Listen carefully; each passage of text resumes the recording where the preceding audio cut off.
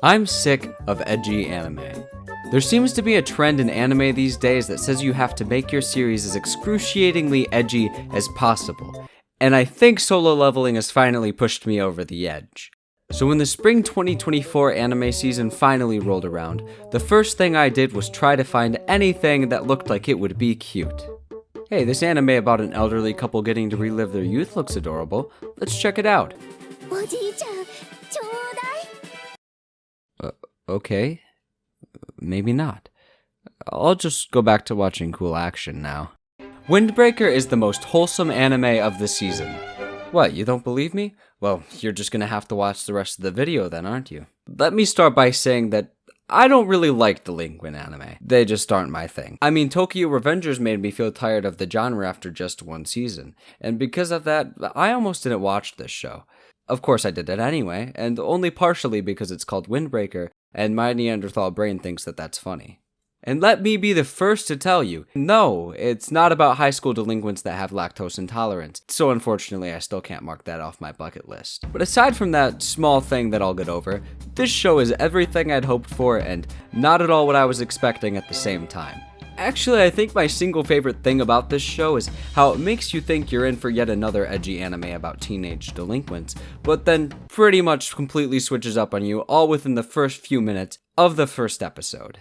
Let's set the stage. Haruka Sakura starts out just like every other edgy anime protagonist, by sharing his trauma.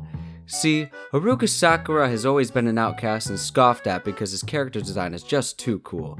He's heterochromatic and has not one, but two hair colors. I wonder if that's true for the rest of him. Anyway, because he looked too awesome, I think, everyone treated him like a monster. His peers, his advisors, and those who were forced to take care of him viewed him as less than worthless because he didn't look enough like Kirito. The only time Haruka didn't feel like his appearance got in the way was when he was in the ring, so he started to get into more and more fights, only making the people around him judge him more. But wait, Javan, I hear you saying, isn't this show supposed to be wholesome, or was that title just clickbait? I'm unsubscribing. No, look, the show really, it's wholesome, trust me. We're almost to that part, I promise. And also, how can you unsubscribe if I have no subscribers? So you know, the joke's on you. Anyway, back to Windbreaker. Because of the toxic environment he was forced to grow up in, Haruka leaves behind his past as quickly as possible for the infamous delinquent school and neighborhood, Furin. And when he first arrived there, he started his day out as I always do, throwing hands with some hooligans to defend a stranger. I find this fight pretty efficient for the story for a couple of reasons. Not only does it show that Hakura is quick with it, but it also shows that our favorite heterochromatic hero is not just a cool-hearted fighter. He also cares at least a little bit. Unfortunately, that's when the first switch-up came for me. The girl he saves tries to thank him and grabs his arm to get his attention, to which he blushes real hard, and I was like, oh no, it's one of those anime. You know where the main guy can't talk to the girls because he's bashful or something? However, we quickly learn that it isn't that he can't talk to girls that are nice to him. It's that he can't talk to anyone that's nice to him.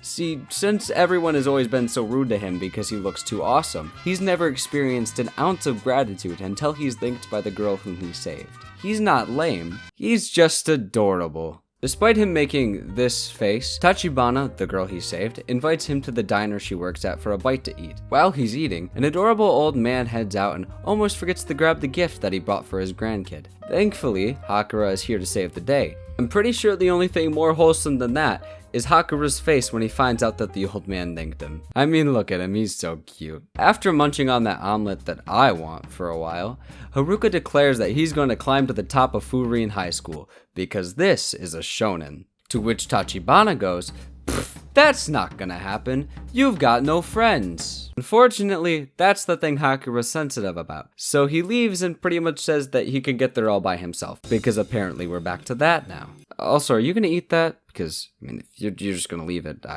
you really are just gonna leave it? Okay. Great, now you wasted an omelet. But there are only 10 more minutes in the first episode.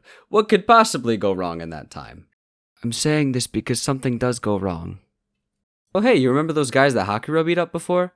Well, they're back. Now, I'd like to take a moment to appreciate this interaction with the thug from before. All the conversations Sakura had up to this point turned his view of the world on its head. Tachibana and the old man he'd helped out had been so kind and grateful to him. But what was he supposed to do with that? However, when this no-name thug insults his hair and calls it Shiori, he just smirks. After all, to him, this was the first familiar and sensible thing he'd heard all day.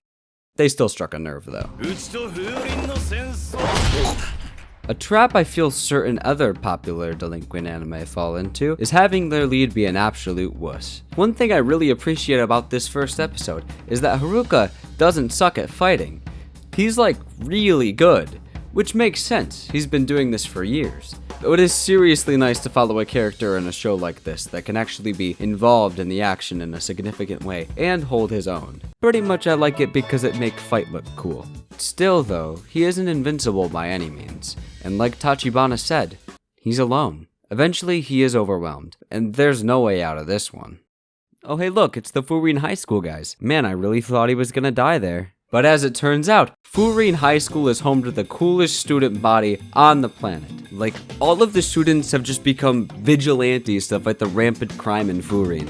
After winning overwhelming support from their community, they were dubbed Bo Furin, aka the Windbreakers. That's right, Haruka's whole goal in this show is to become the greatest Windbreaker. Eat your heart out, Naruto. Following the fight, Haruka is absolutely floored at the public perception of these vigilantes, and as a thank you for saving him a quick trip to the emergency room, he high jumps the strongest looking Bofurin square in the face. Cause I don't know, I guess that's just how he shows his affection.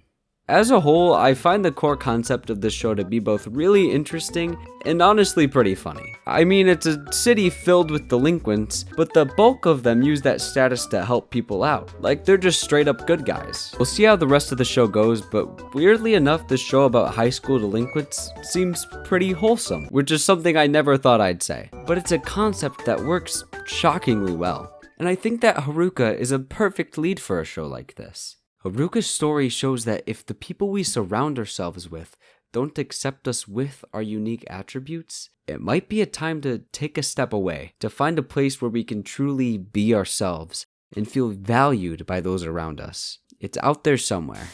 Also, who names their manga Windbreaker? Like, if I had a nickel for every graphic novel named Windbreaker, I'd have 2 nickels, which isn't a lot, but it's weird that it happened twice. Happy birthday.